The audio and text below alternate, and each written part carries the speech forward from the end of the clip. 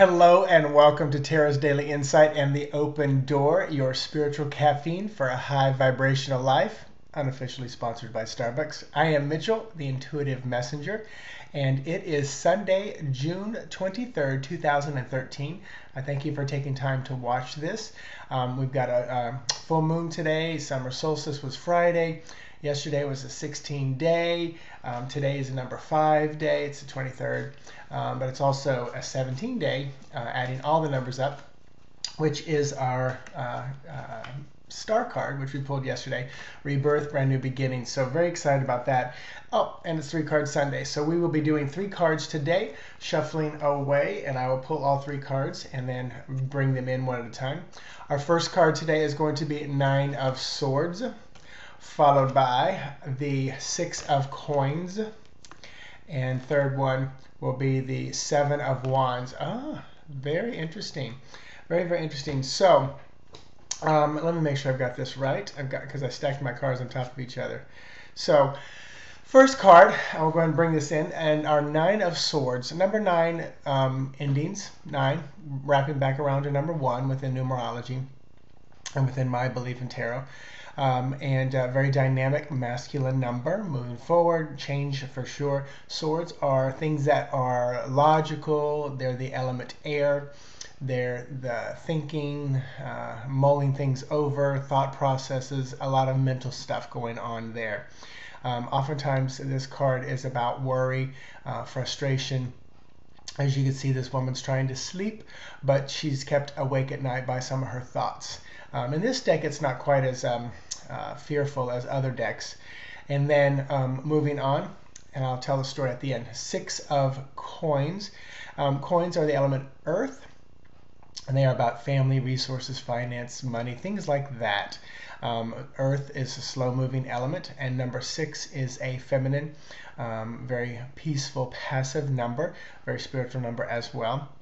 And this card is often about bringing things back into balance or things being out of balance. I like to look at it as you have the opportunity to bring things back into balance. As the hand is dropping the final coin into the other hand, the hand in green, dropping the final hand coin down to balance things out. Green is heart chakra. It's a lot about healing as well. So a lot of times this balance is about the body for me in my readings. So very beautiful card. And then pull the final card in, which is our 7 of Wands. 7, dynamic number, very moving, often a lucky number for many, many people. Wands, the element of fire, very quick, creative thinking, and the spark that starts things off, fastest moving element here. So, pulling all 3 of these cards together, and let me first say that here we have 3 minor arcana cards, and a minor card is any card in a suit, you know, swords, coins or pentacles, wands, and cups, and that includes the knight, the king, the queen, and pages as well. So anything in a suit, that's a minor card. Those are kind of day-to-day things where you tend to have more free will and choice. When you get to the major arcana cards, like our Hierophant, Faith card, the Wheel, Hangman, those are more destiny cards. They're major life points that you typically, in my belief system, you typically have set up point in your life before you came here to hit these. You still have free will, but it's one of those things where if you don't take care of it, you're probably going to have to repeat it some other time in this lifetime or another lifetime. So it's good to get it done because it's your higher self setting that up. So, looking at these 3 minor cards, it looks like there's a bit of worry going on with our 9 of Swords, but you absolutely have the ability to bring it back into balance with our 6 of Coins, and by doing that, you will get a nice surprise, which is what the 7 of Wands is about. A lot of times when I read, it's a surprise, opening a door, like a surprise birthday party, something you didn't see coming. So, very cool reading today. It feels very beige, I will say. And you know, as I start to shift away from the cards, I call this the open door part, which eventually this is going to be the Intuitive Messenger channel, and it's all going to blend together starting July 1st. That's what they told me to do. And that is because, and the cool thing is, that's because July is a 7 month, which for me is a lot of, changes and shifting and moving. In my family's history, it's been a big time of change as well. It was in July that our business was always the slowest and most difficult time. It was also the time when our family business burnt down to the ground. It was a multi-million-dollar business that burnt to the ground one year, many years ago in '76. So it was a very interesting number for our family because 8 was always the great number for our family. Our business was 888. So many things go on, and 8, it was a great month, et cetera, et cetera. So shifting in, like I said, more of the open door.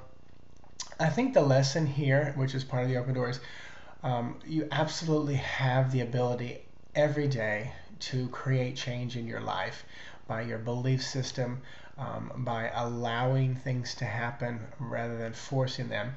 Because I do believe we can force things to happen. That's where I use the word magic, by creating it, by setting the intention and just making it happen, which is important. But oftentimes, rather than saying, I'm going to have $1,000 in the bank account this week, and with that $1,000, what you're going to probably do is pay things off. So manifesting $1,000, that feels like magic. But when you say, you know what, I'm going to have the feeling of being able to take care of all my bills and have stuff left over, then you're not putting a limit on $1,000. It could be more, it could be less, it could be just the right amount. It could be $933. And that's where I feel like that's the miraculous versus the magical. Just something that I read one day and have developed that into a little bit of belief system because it works so very well.